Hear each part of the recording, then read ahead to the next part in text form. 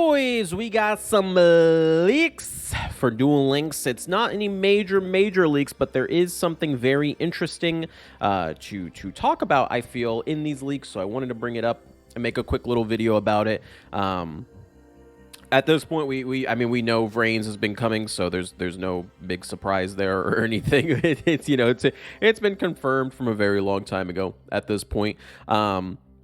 We get a whole bunch of characters, 11 new skills, and most importantly, summon position feature, auto or manual. So this was something a lot of people were talking about, especially on my live Twitch chats, which you should definitely watch, twitch.tv/DLE Yugioh.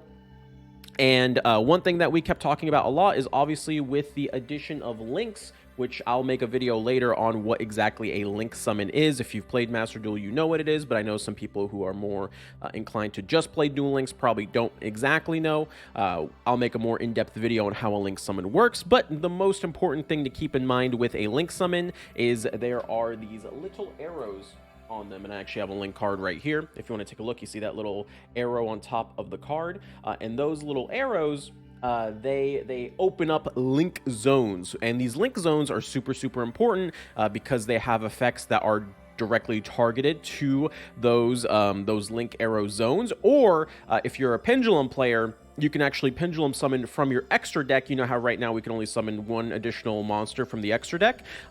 You can summon multiple monsters from the extra deck based on how many number of zones those point to. So obviously, if you have a card that points into a specific zone on your side of the board, you want to make sure that you get the proper placement for it, right? Because we're gonna have two extra deck monster or extra monster zones, and left or right. And if you're in one side and you need to be on the other side because otherwise your arrows get blocked off, that's a pretty big fucking deal. So I always thought they were only gonna let you choose the extra monster zones for the toggle, but it looks like now they are confirming, or at the very least, that we'll be able to choose which columns to put our cards in just outright. And I think that's super awesome because there's so many archetypes out there. I mean, we already have weather painters, which are kind of scuffed due to this already a little bit, but there are archetypes like magical musketeers that could never really come to the game before because of these exact issues. And a deck like magical musketeers has